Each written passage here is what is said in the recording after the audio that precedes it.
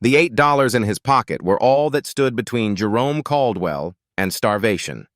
Downtown Financial District, 9 p.m. Jerome sat against the cold glass of the Wells Fargo building, counting those 8 crumpled bills one more time. His entire day of collecting cans, his food for the next 3 days. Across the street, a man in a $5,000 suit stumbled out of an alley. He collapsed on the sidewalk. People in expensive shoes stepped around him. Someone pulled out a phone, not to call for help, but to film. Jerome watched, his stomach cramping from hunger. The man's face was turning blue. Jerome had to choose. Use his last $8 for his first meal in 2 days, or save a stranger everyone else was ignoring. What he didn't know was that the dying man controlled one of America's largest pharmaceutical empires, and this moment would expose a truth that would shake the entire healthcare industry.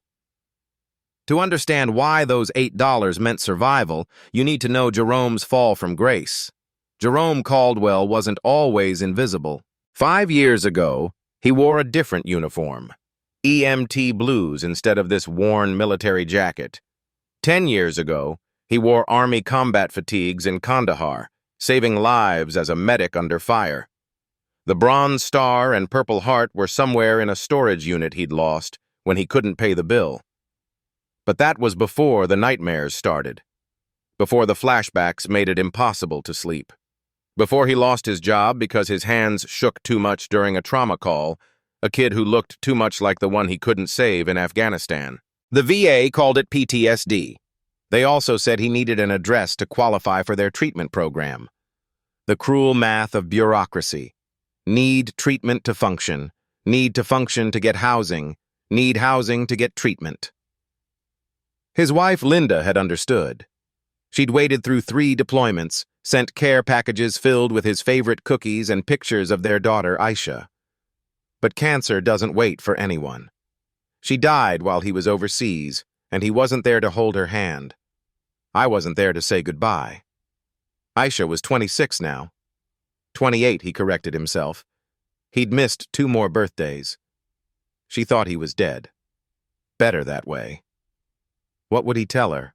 That her father, the man who'd once saved 17 soldiers in a single night, now lived under the Bridgeport overpass? His daily routine never changed. 5 a.m. wake-up before the police sweeps. Roll up the cardboard that served as his mattress. Hide his sleeping bag behind the concrete pillar. 6 a.m. to noon, walking the financial district with a garbage bag, collecting cans and bottles. On a good day, $15. On a bad day, $5.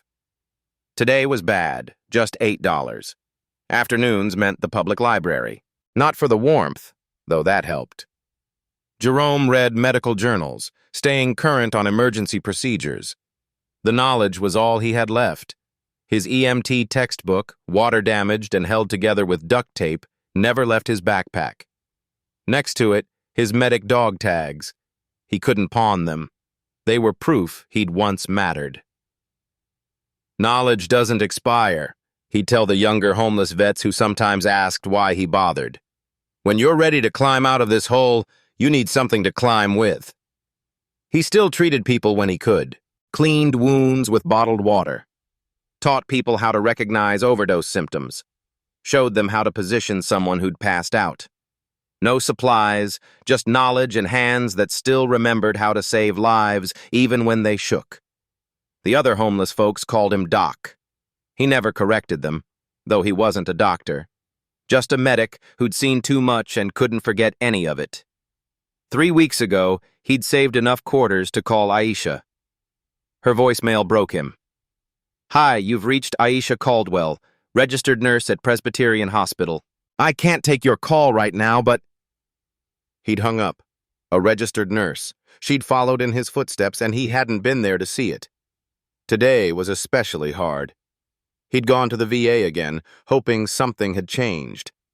Same answer from the same tired receptionist. "You need a permanent address for our PTSD program, Mr. Caldwell." "I need the program to get stable enough to get an address," he replied. "I understand, sir, but those are the rules." Rules. Always rules. Like the rule that said you couldn't sleep in the park. The rule said you couldn't sit on the sidewalk. The rule that said you needed money to exist in a city built on money. Walking back from the VA, he'd overheard two businessmen complaining about Richard Sterling. Can you believe he's testifying to Congress tomorrow about drug pricing? The man sells EpiPens for $800. Jerome had kept walking. Rich people have problems. His problem was simpler. $8 for 3 days of food. The McDonald's on 3rd Street sold a value burger for $2.50. He could make it work. He always did. But tonight felt different.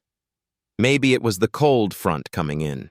Maybe it was seeing his reflection in a store window, 58 years old, gray creeping through his beard, shoulders that once carried wounded soldiers now bent from carrying shame. Maybe it was knowing that tomorrow would be exactly like today, and the day after, and the day after that. He looked at the $8 again. Washington stared back from the worn bills. "First president," he muttered. "Bet you never thought your face would be on the last money a veteran would ever hold." The financial district was emptying out now. The people in suits heading home to families, to warm beds, to lives that made sense. Jerome pulled his jacket tighter and prepared for another night under the stars he'd once navigated by in Afghanistan. He didn't know that in exactly 18 minutes, everything would change. At 9:17 p.m., Jerome heard a sound he knew too well from Kandahar, the wheeze of someone whose airway was closing. A man stumbled out of the alley between the Chase building and the parking garage. Even from 30 feet away, Jerome could see the signs, the way he clutched his throat, the panic in his movements. The face is already starting to swell. The man, expensive suit, Rolex catching the streetlight, collapsed onto the sidewalk. His briefcase skittered across the concrete. Papers scattered in the wind like white birds fleeing. Jerome stood up, combat medic instincts firing despite the hunger, despite the exhaustion. Around him, the city's evening crowd reacted exactly as he'd expected. Is he drunk? A woman in heels stepped carefully around the man's body. Probably another Wall Street burnout. A younger guy in a tech company hoodie pulled out his phone, started filming. "This is going viral." "Don't touch him," someone warned. "You could get sued if something goes wrong." The security guard from the Chase building looked over, then deliberately turned away. "He's not on our property, not my problem." Jerome was already moving. The man's face was swelling faster now, lips turning blue. Classic anaphylaxis. Severe allergic reaction. 3 minutes, maybe 4, before the throat closed completely.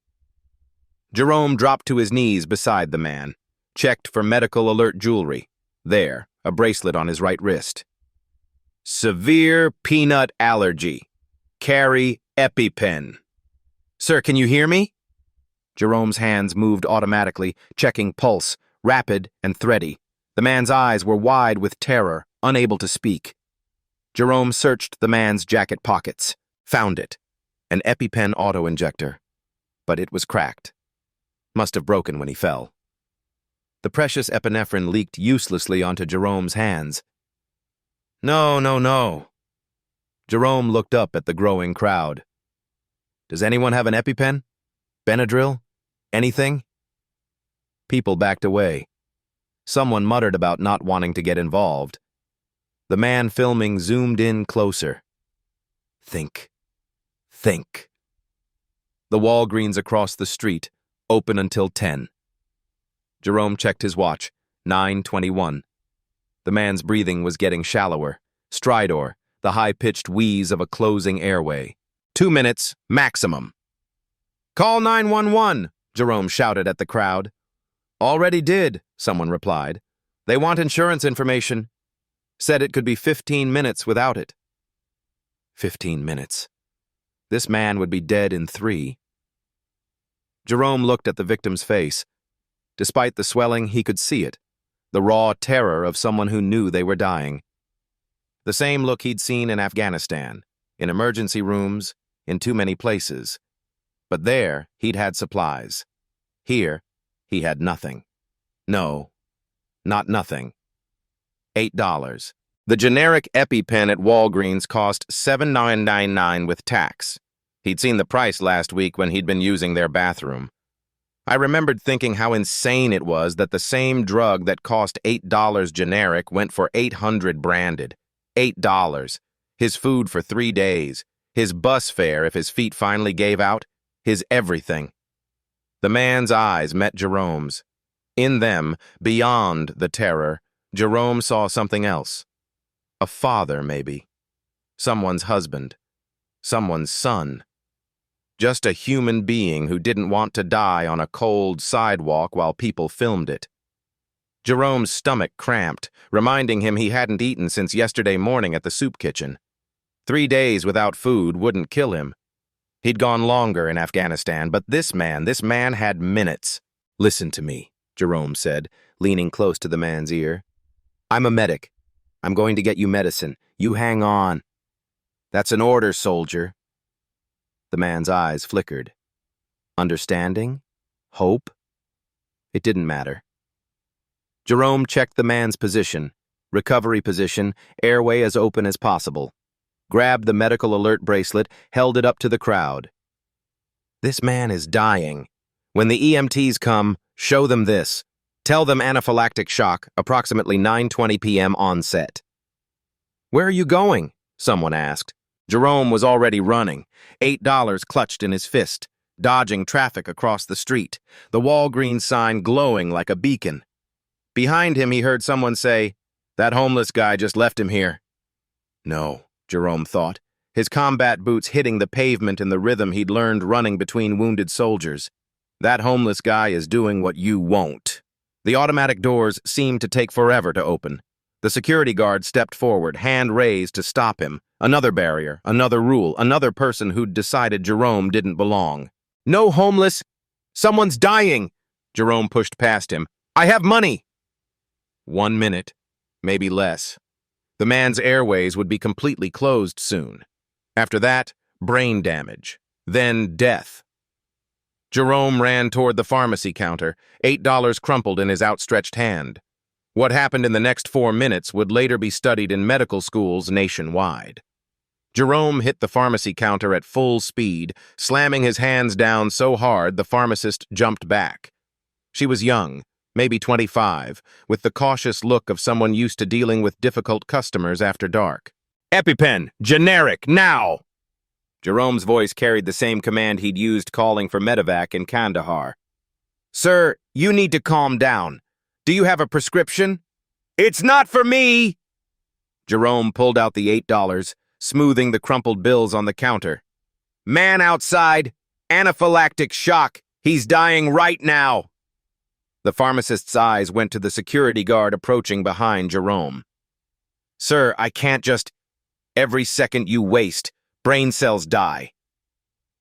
Jerome's hands were steady now, the shaking gone. This was combat. This was what he knew. "Generic epinephrine auto-injector, $7.99 with tax. Here's $8. I need to see identification. It's policy. Check your cameras." Jerome pointed at the front windows. "You'll see him dying on the sidewalk. Badge number..." He rattled off his old EMT number, hoping she wouldn't check. "Jerome Caldwell, combat medic, Afghanistan, 2009 to 2013. I know how to administer epinephrine. That man has maybe 60 seconds. The security guard grabbed Jerome's shoulder. "Sir, you need to leave. No homeless people here after 9. Jerome didn't move, locked eyes with the pharmacist.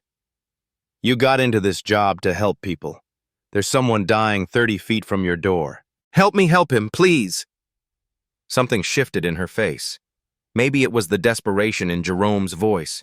Maybe it was the way his hands weren't shaking anymore. Maybe it was the tears he didn't know were rolling down his cheeks. She looked at the security guard. "Let him go, Tom."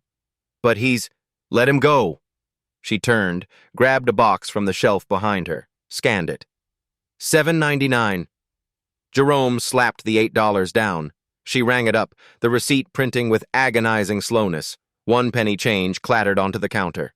Jerome was already ripping the box open with his teeth as he ran. "Wait! Your penny!" He burst through the doors. The crowd had grown. Someone was live streaming. The man, Richard, someone had said his name was Richard, wasn't moving. Jerome dropped to his knees, the package torn completely open. The auto-injector fell into his palm. Orange tip to thigh, blue to sky. The mantra every medic knew. No breath sounds. The man was unconscious, lips purple-blue. "Come on, soldier, not on my watch." Jerome pulled the blue safety cap, positioned the orange tip against the man's outer thigh, right through the expensive suit fabric. 3, 2, 1. The click of the injector firing. Hold for 10 seconds. 1 Mississippi, 2 Mississippi. The longest 10 seconds of Jerome's life since his last firefight. 3 Mississippi, 4 Mississippi. The crowd is silent now. 5 Mississippi, 6 Mississippi. Even the person filming had lowered their phone.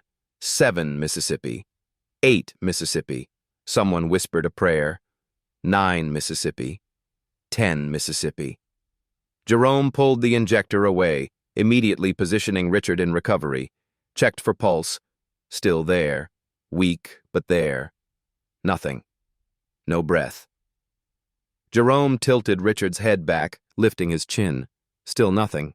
"No, no, no! Work, damn it, work!" The epinephrine should be hitting the system. Should be countering the histamine reaction. Should be... He positioned his ear near Richard's mouth. Nothing.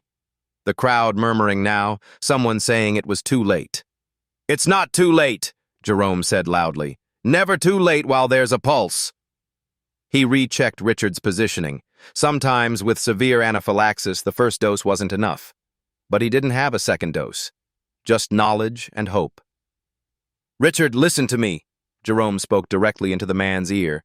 "I know you can hear me. Your body is fighting. Help it fight. Breathe for me. 1 breath. Just 1. A gasping breath. Barely there, but there. "That's it. Again." Jerome monitored the pulse, getting stronger. "Come on, Richard. Your family needs you. Breathe." Another breath, the blue tinge fading slightly from his lips. "Yes, that's it." Jerome kept his fingers on Richard's carotid, counting. Pulse rate dropping from 140 to 120. Still high, but improving. Someone in the crowd. "Holy shit, it's working." "The EMTs are 2 minutes out," another voice called. Jerome kept monitoring. Counted respirations. 4 per minute. Then 6. Then 8. The breathing was becoming more regular. The worst of the swelling had stopped progressing. The epinephrine was doing its job. Richard's eyes fluttered open. Unfocused, confused, but alive. "Easy, easy," Jerome said. "You had an allergic reaction. You're okay now. Ambulance coming." Richard tried to speak but couldn't manage it yet. His hand moved weakly and found Jerome's arm, squeezed. "Just rest. You're safe. I got you." Sirens approaching, the crowd parting, red and white lights bouncing off the glass buildings. 2 EMTs Jerome recognized from his old life, Martinez and Carter. They saw him, did a double take. "Caldwell? Jerome Caldwell?" Jerome was already backing away. "Anaphylactic shock. Onset approximately 9:20. Epi administered at 9:26. Pulse steady at 92. Respirations at 12 per minute. Breathing restored. No secondary symptoms yet, but watch for biphasic reaction. He's all yours." "Jerome, wait, this is incredible." But Jerome was already disappearing into the crowd. He heard Martinez telling Carter, "That guy trained me. Best medic I ever knew, before he had troubles." Richard was trying to sit up, the EMTs gently restraining him, getting him onto the stretcher. Who saved?" "A good Samaritan, sir. He's gone." "Find him," Richard whispered. "Please." Jerome turned the corner, legs suddenly shaky. The adrenaline is wearing off. The hunger returned like a punch to the gut, worse than before. His hands started trembling again. The steady combat medic's hands are gone, replaced by the shaking hands of a hungry, tired, broken man. $8. Gone. His food money. His everything. He slumped against a building, exhaustion hitting like a wave. 3 days without food stretched ahead like a prison sentence. But underneath the hunger, underneath the exhaustion, something else. The feeling he'd had carrying wounded brothers to safety. The feeling of matter, of being more than just another invisible man in a doorway. He looked at his hands.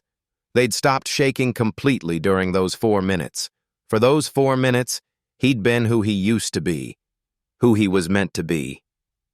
Jerome pulled out the EMT textbook from his backpack, held it against his chest like armor. Somewhere behind him, an ambulance was taking Richard Sterling to the hospital. Richard would live, would go home to his family. I will wake up tomorrow. $8. Jerome had given his last $8 to save a stranger who dressed in suits that cost more than Jerome had seen in years. His grandmother's voice echoed in his mind. Baby, your character is your only real currency. He'd been rich tonight. For 4 minutes, he'd been the richest man in the city. His stomach cramped again, vicious and demanding, but Richard was breathing. That was enough. It had to be enough. Jerome headed back toward the underpass, toward his cardboard bed, toward another cold night. He had no idea that cameras had captured everything.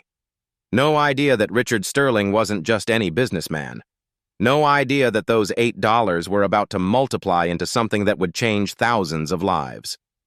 For now, he was just hungry, just tired, just another invisible man who'd done something visible, then vanished back into the shadows where society preferred him to stay. But Richard Sterling wasn't the type of man who forgot a debt. In the private room at Mount Sinai Hospital, Richard was fully conscious now, oxygen mask removed, arguing with anyone who'd listen. The attending physician, Dr. Sarah Winters, tried to calm him down. Mr. Sterling, you need to rest. You've been through a severe trauma. I need to find him. Richard's voice was hoarse but determined. The man who saved me. Brown skin, late 50s, military jacket. His assistant, Jennifer, already had her tablet out. Sir, that describes many homeless individuals in the financial district. He knew exactly what to do. Military precision. Find him. The head of hospital security, Mike Harrison, pulled up his laptop. We can check the street cameras. What time did this happen? 9:20 p.m., Doctor. Winters read from this chart. EMTs arrived at 9:29. The patient was already stabilized. Harrison pulled up the footage. They watched Jerome's sprint to the pharmacy, his return, the injection. Richard leaned forward, studying the grainy image. There, freeze it there. The image showed Jerome's face clearly as he administered the epinephrine. That's him. I'll have my team canvass the area, Harrison said. No. Richard's voice was firm. I'll go myself. Tomorrow morning. Sir, you need at least 48 hours of observation. I'll sign myself out of the AMA if I have to. Richard turned to Jennifer. Clear my schedule. Everything. Meanwhile, 3 miles away, Jerome was lying on his cardboard mat under the overpass. His stomach had moved past, cramping into a dull, constant ache. The other homeless veterans in the camp noticed. Doc, you okay? Asked Tommy, a Gulf War vet missing his left leg. Fine, Jerome lied. Tommy pulled out half a sandwich from his pack. Found this earlier. Still wrapped. Jerome's mouth watered, but he shook his head. You need it more than me. Doc, when's the last time you ate? Yesterday. Another lie. It has been 2 days now. Tommy pushed the sandwich toward him anyway. Jerome pushed it back. Save it for yourself, Marine. That's when Jerome noticed something had fallen from his pocket during the run. His VA appointment card, the one showing his rejection from the PTSD program. Gone. His stomach sank. Without it, he'd have to start the application process all over. 6 months of waiting, wasted. He pulled Linda's photo from his inner pocket. Water-damaged, creased, but her smile is still visible. I saved someone tonight, baby. Used the last of my money, but I saved him. You would have been proud. The next morning, Richard discharged himself against medical advice. By 7 a.m., he was in the financial district with Jennifer and 2 security personnel. They started at the pharmacy.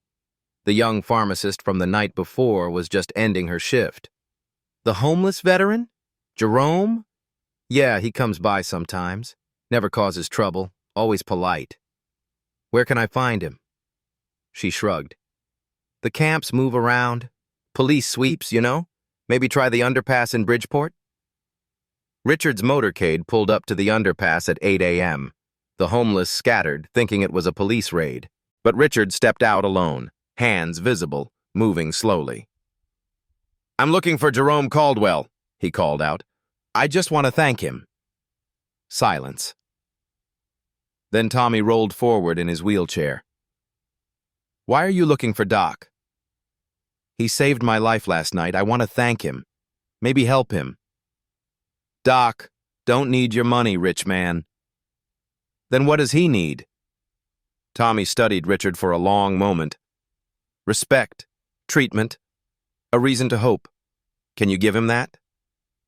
Richard noticed the military tattoo on Tommy's remaining leg. Marine? Semper Fi. My brother was a Marine. 3rd Battalion, 5th Marines. Tommy's expression softened slightly. 3-5, huh? Good unit. He pointed toward the overpass. Doc's over there, but he won't take your money. Too proud. Richard found Jerome sitting against a concrete pillar, reading his water-damaged EMT manual. Jerome looked up, recognized him immediately, and started to stand to leave. Please, Richard said, just let me say thank you. Anyone would have done it. The footage shows 50 people who didn't. Richard pulled out his wallet. Let me at least pay you back. The $8, I didn't do it for money. Jerome's voice was firm. Then why? Jerome looked at this man in his $1,000 shoes, trying to figure out how to explain. Because I could. Because I knew how. Because that's who I'm supposed to be. Even if I forgot for a while. Richard noticed the appointment card on the ground nearby. I picked it up. Saw the VA rejection stamp. The PTSD program denial. His expression changed. You're a veteran. It wasn't a question. What Jerome didn't know was that Richard Sterling had spent the last decade fighting a very different battle. Richard sat in his Bentley, still parked by the underpass, staring at Jerome's VA rejection form. His driver waited patiently. Jennifer sat in the back, taking notes as Richard made call after call. Get me Davidson from Veterans Affairs, Richard said into his phone. Yes, now. I don't care if he's in a meeting. While waiting, he pulled up Jerome's military record on his tablet. The screen filled with commendations. Purple Heart. Bronze Star with Valor. 17 lives saved in a single night under enemy fire. Exemplary service record. Then the discharge. Honorable. PTSD noted but untreated. Mr. Sterling? Davidson's voice came through. How can I help you? Jerome Caldwell. Service number 384589823. Why was he denied treatment?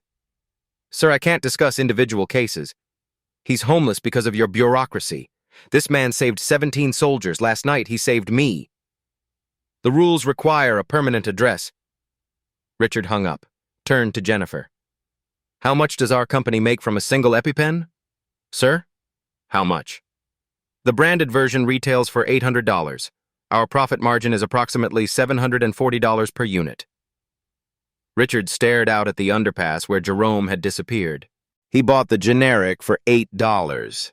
His last $8. His phone rang. The board of directors. Richard, where are you? The congressional testimony on drug pricing is tomorrow. Cancel it. What? Richard, we've prepared for months. I said cancel it. I have something more important to do. He hung up.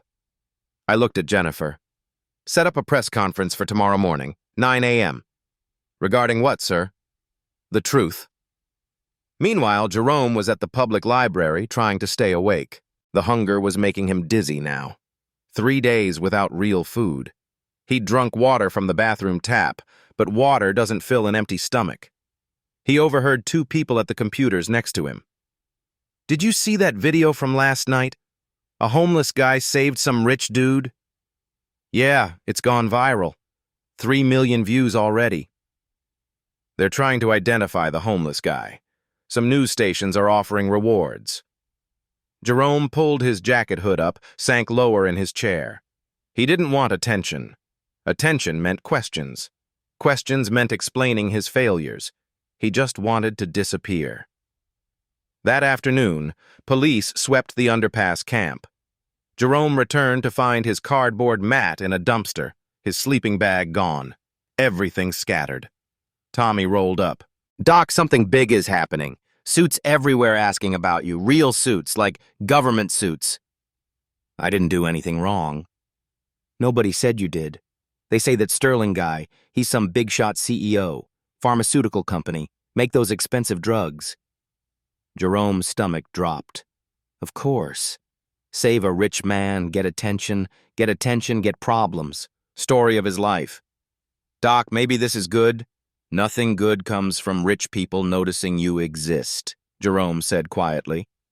That night, Jerome found a new spot behind a loading dock. Colder, but more hidden.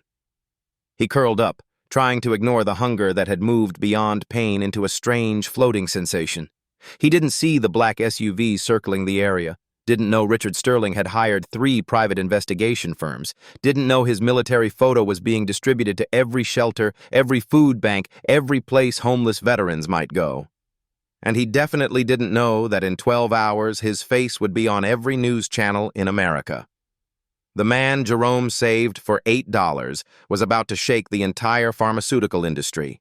Jerome woke behind the loading dock to the sound of trucks arriving. 6 a.m. He'd made it through another night. The hunger had transformed into something else now, a hollow lightness, like his body was disconnecting from his mind. He stumbled toward the shelter 4 blocks away. They served breakfast at 7. Maybe he could get something, anything, to quiet his stomach. The shelter dining room was packed. Steam rose from trays of powdered eggs and white bread. Jerome got in line, then froze. Every television in the room was showing the same face, Richard Sterling's face. "Turn that up," someone shouted. The volume increased. Richard stood at a podium, cameras flashing. He looked different from the dying man on the sidewalk. Powerful, commanding. The chyron at the bottom read, "Sterling Pharmaceuticals CEO makes shocking announcement." 3 nights ago, I nearly died from anaphylactic shock. Richard's voice filled the room. I'm only alive because a stranger saved me. Jerome backed toward the door, but the crowd had pressed in to watch. This man, a homeless veteran, used his last $8 to buy generic epinephrine. $8. The same medication my company sells for $800. Gasps around the room. Someone whistled low. Richard continued, his voice breaking slightly. This man who had nothing saved someone who had everything. And do you know what I learned when I investigated him? Jerome's military photo appeared on screen. The room erupted. That's Doc! Holy shit, that's Jerome! Doc saved a billionaire? All eyes turned to Jerome. He tried to leave, but people blocked the door, not threatening, just amazed. On screen, Richard was still talking. Jerome Caldwell, Purple Heart, Bronze Star with Valor. Saved 17 soldiers in Afghanistan. Came home with PTSD. Lost his job. Lost his home. Was denied treatment by the very country he served. And still, he gave his last $8 to save a stranger. The room was silent now, except for Richard's voice. I run a company that charges $800 for medicine that costs $8 to make. I've justified it with talk of research costs, development, market forces, but last night I was saved by $8, the real price, the human price. Richard paused, visibly emotional. My company made $4 billion last year selling overpriced medications. Meanwhile, the man who saved my life can't get PTSD treatment because he doesn't have an address. Jerome felt everyone staring at him. His legs were shaking. The hunger, the exhaustion, the sudden attention. It was too much. Richard looked directly into the camera. So, effective immediately, Sterling Pharmaceuticals is implementing the Caldwell Protocol. The news anchor interrupted. We're going to pause here. The Caldwell Protocol?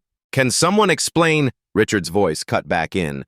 Every veteran in America will receive free medications from Sterling Pharmaceuticals. No paperwork. No address required. Just proof of service. The shelter exploded in chaos. Veterans shouting, crying, hugging each other.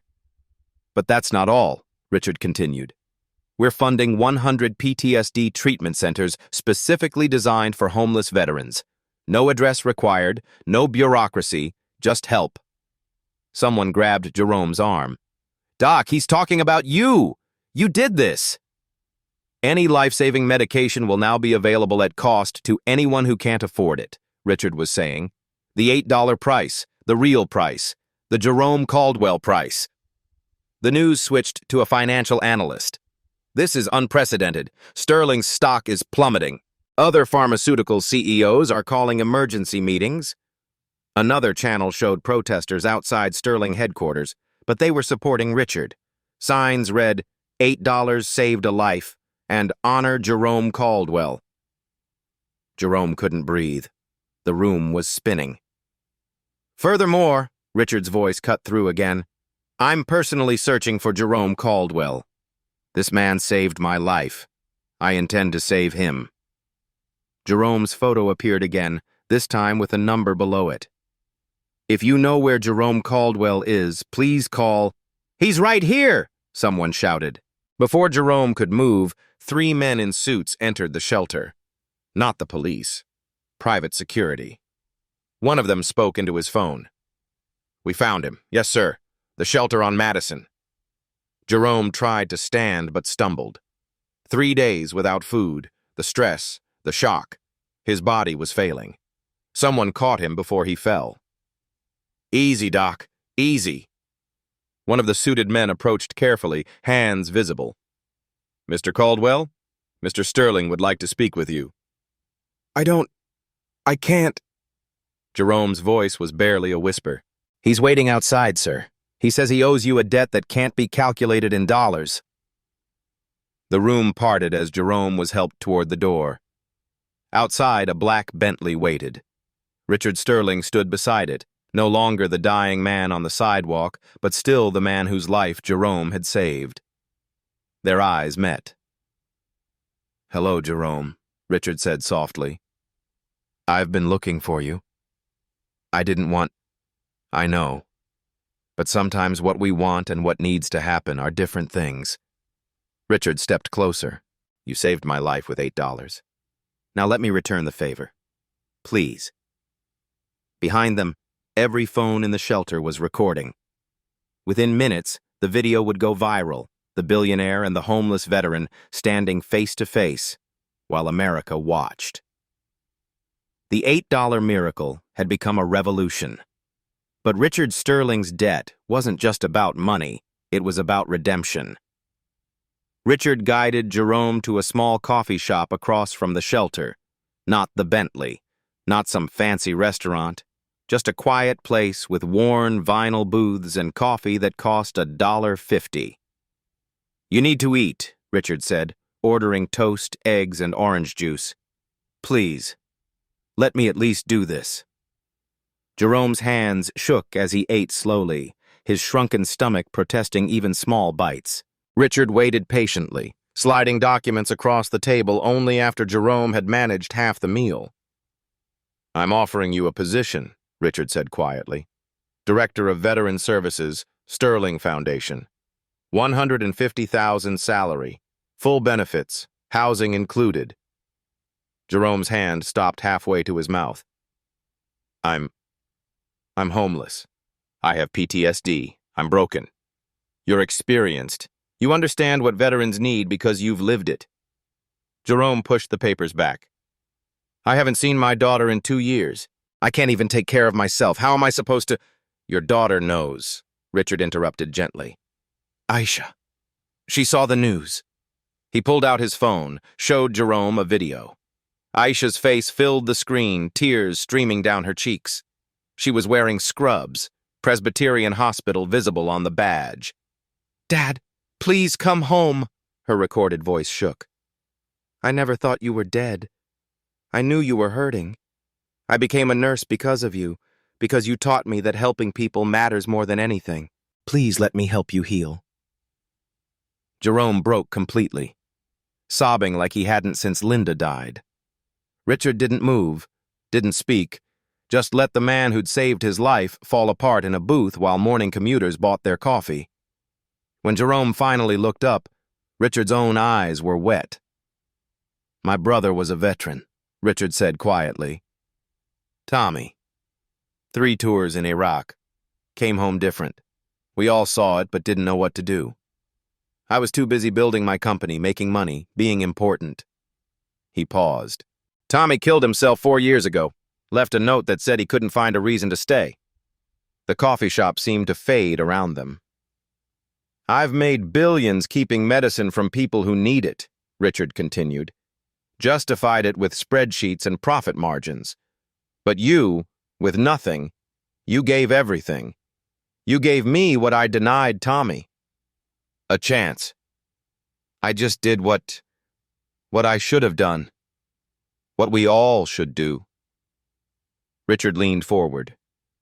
"I can't bring Tommy back, but I can honor him through you. Through this." Richard pointed to the documents. "This isn't charity, Jerome. I need you. The foundation needs you.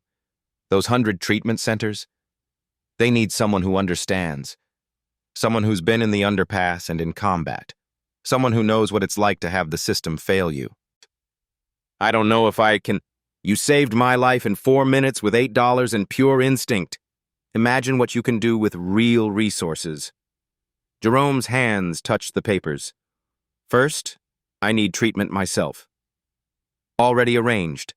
Dr. Sarah Carter at the VA. She's cleared her schedule. No address required. We've cut through the red tape. My daughter. I'm waiting in my car outside. She took the day off." Jerome's head snapped up. "What?" "She drove here as soon as she saw the news. She's been looking for you for 6 months, Jerome. Every shelter, every camp. She never gave up." Jerome stood unsteadily. Richard caught his arm. "One more thing," Richard said. "The job comes with conditions. You get treatment, real treatment. You help design programs that actually work, not bureaucratic nightmares. And you teach my executives what service really means, what sacrifice looks like. Why? Because you reminded me that wealth isn't what you have, it's what you give. And I've been bankrupt for years without knowing it." They walked outside. The Bentley was parked at the curb. The back door opened. Aisha stepped out. For a moment, father and daughter just stared at each other. 2 years of pain, shame, and distance between them. "Dad?" Her voice was barely a whisper. "I'm so sorry, baby girl. I'm so—" She crashed into him, both of them crying, holding each other in front of a coffee shop while strangers took pictures and Richard Sterling stood guard, making sure no one interrupted this reunion. "You saved someone!" Aisha sobbed into his shoulder. "Even when you had nothing, you saved someone. That's the father I remember. That's the man who taught me to be a nurse." "I'm not that man anymore." "Yes, you are." She pulled back, looked him in the eyes. "You've always been him. You just got lost for a while. But I found you. We found you." Richard stepped forward. "Jerome, the offer stands.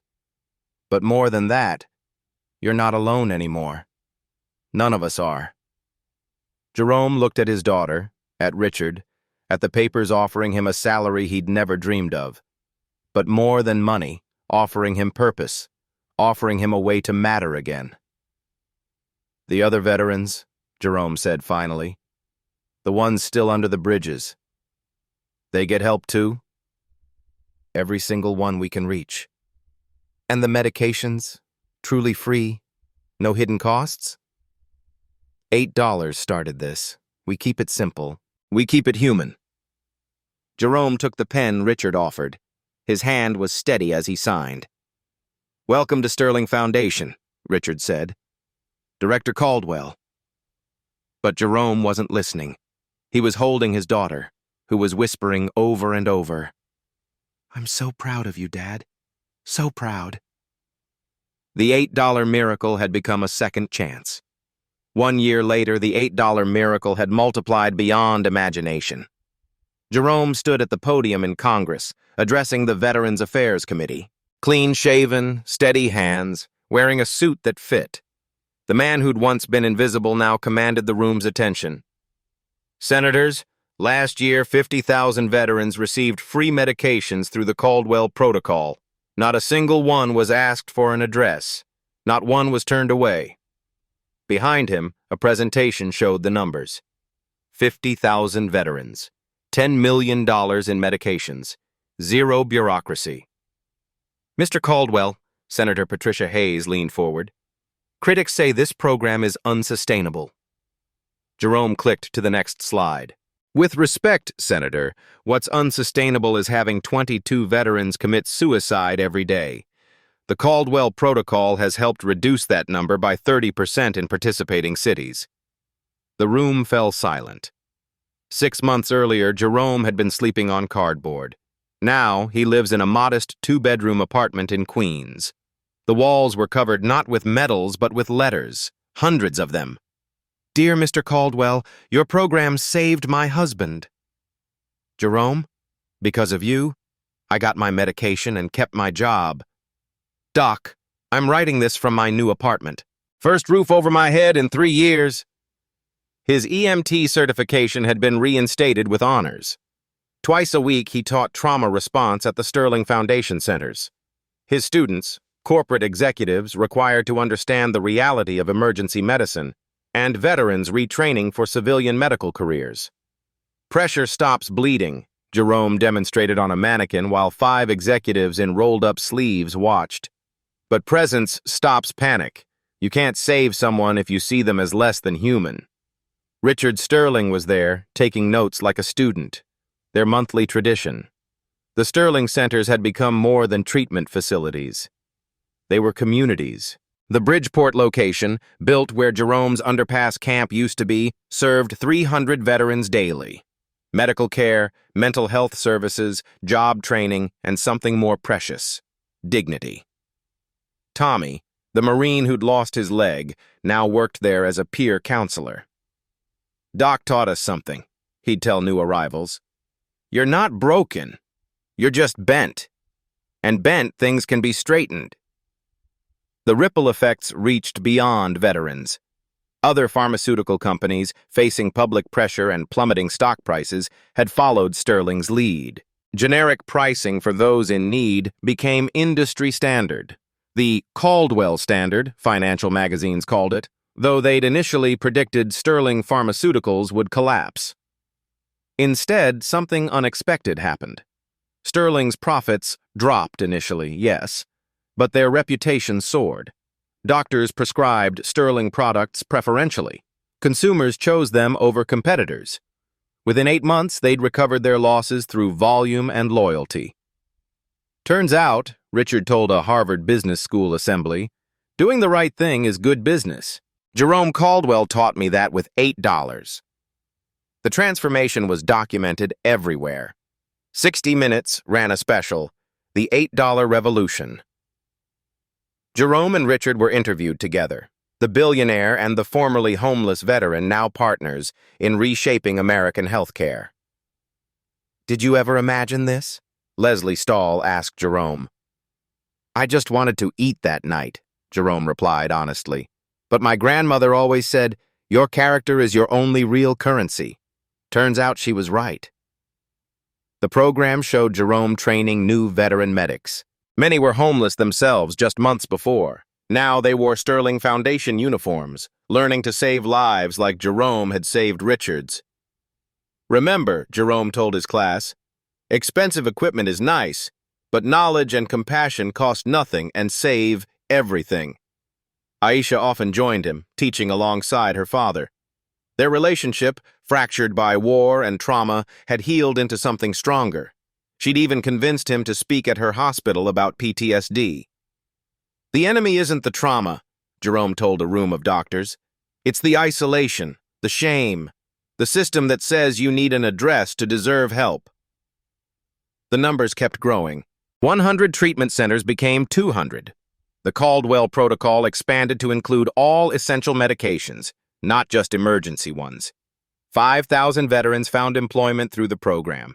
But the most powerful image came from a security camera at the same Walgreens where Jerome had bought the $8 EpiPen. A young veteran, recently homeless, using his last $10 to buy insulin for an elderly woman who'd collapsed. When asked why, he said simply, "Jerome Caldwell showed us the way. When you have little, you can still give everything." The media called it the Caldwell effect, acts of kindness multiplying exponentially, each person helped becoming a helper. Jerome kept one photo on his desk, him and Richard at the spot where they'd met, now marked with a small plaque, where $8 changed healthcare in America. But to Jerome, it meant something simpler. It was where he'd remembered who he was. But the story of those $8 wasn't finished yet. 1 year later, October 15th, Jerome stood at the corner of Wall Street and Broadway, 9:17 p.m. The exact spot, the exact time where he'd made the choice that changed everything. A small crowd had gathered, veterans, pharmaceutical executives, reporters. They called it $8 Day now, an annual reminder that kindness didn't require wealth. Richard appeared beside him, holding 2 cups of coffee from the shop where they'd had their first real conversation. "Thought you might be here," Richard said. "Every month," Jerome replied. "Helps me remember." They stood quietly, watching the city move around them. The plaque at their feet read, "Where $8 changed healthcare." But someone had added words in chalk. "And where Jerome Caldwell reminded us who we're supposed to be." "I have something for you," Richard said, pulling out an envelope. Jerome shook his head. "Richard, I don't need—" "It's not money." Richard smiled. "It's from someone who couldn't be here." Jerome opened it. Inside was a photo and a letter. The photo showed a young soldier in Afghanistan. The letter was short. "Mr. Caldwell, you don't know me, but you saved my father 13 years ago in Kandahar. I was 8 then. He lived to walk me down the aisle last month because of you. Then last week I saw what you did for Mr. Sterling, still saving lives, still giving everything. Thank you for showing me that heroes don't disappear. They just keep working, even when nobody's watching. Captain Sarah Mitchell, Army Nurse Corps." Jerome's eyes blurred. Richard put a hand on his shoulder. "Your $8 started something," Richard said. "But it wasn't really about the money, was it?" "No," Jerome said quietly. "It was about remembering that everyone matters, even when you have nothing, especially when you have nothing." A young man approached them hesitantly, disheveled, clearly homeless, holding something in his closed fist. "Excuse me," he said. "Are you Jerome Caldwell?" Jerome nodded. The young man opened his hand, 8 crumpled dollar bills. I was at the Bridgeport Center today, getting help. They told me your story." He held out the money. "This is all I have, but I want to do something, like you did." Jerome gently closed the young man's fingers back around the bills. "Keep it, but here's what you do. When you see someone who needs it more than you, you'll know. And when you help them, tell them to pass it on." The young man nodded, tears in his eyes, and walked away into the night. Richard watched him go. The Caldwell effect, still rippling. "No," Jerome corrected. "The human effect. I just reminded people it existed." Above them, in the Sterling Pharmaceuticals building, lights spelled out 8 in windows, a reminder that would stay lit every night. Tomorrow, Jerome would wake up, go to work, and help more veterans. Simple acts. Human acts. But tonight, he stood where it all started, holding his daughter's photo, his grandmother's wisdom echoing, "Your character is your only real currency." He'd been rich all along. Jerome had $8 and every reason to keep them. He was hungry, forgotten, and failed by the system he served. But in that moment of choice, he proved something powerful.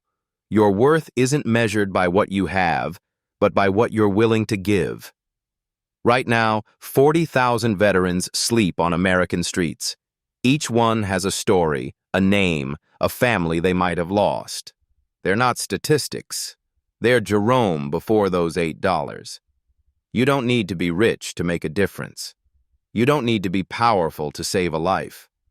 Sometimes all it takes is seeing someone in need and choosing to act. Share this story not for views, but because someone watching might be at their lowest point, needing to know they still have value. Someone might have $8 and a choice to make. What will your $8 become? For every veteran still waiting for their miracle,